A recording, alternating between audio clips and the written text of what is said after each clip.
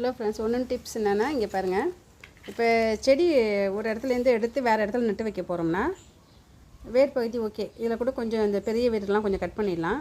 Cut பண்ணிவிட்டு இந்த இலையை பாருங்கள், இலை ரொம்ப தேவையில்லை. எல்லா இலையும் எடுத்துட்டிங்கன்னா அப்போ தான் சீக்கிரம் பூ பூக்கும். நீங்கள் செடி நடுறீங்கன்னா நல்லா மழை டைம் பாருங்கள், இந்த நல்லா மழை பெஞ்சிட்ருக்கும் பாருங்கள். அப்போ நீங்கள் எந்த செடி வச்சாலும் பிடிச்சிக்கும். எல்லாத்தையும் இப்படி உருவிட்டு நுனியெல்லாம் கொஞ்சம் கட் பண்ணிடுங்க. அதை பாருங்கள், நான் எல்லா இலையும் பிச்சுட்டேன்.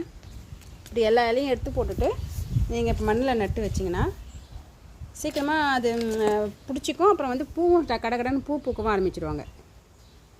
டிப்ஸை ஃபாலோ பண்ணுங்கள். கண்டிப்பாக உங்கள் செடி பூக்காத செடி கூட நல்லா பூக்கும். நல்லா க்ரோத் நல்லாயிருக்கும் உங்களுக்கு. இதை நான் நட்டு வச்சுட்டு பூக்கிறப்போ உங்களுக்கு திரும்ப வீடியோ எடுத்து போடுறேன். பாய். ஃபுல்லாக இலையெல்லாம் எடுத்துருங்க, ரொம்ப இலை வைக்க வேணாம். பாருங்கள், ஃபுல்லாக உருவிட்டேன்.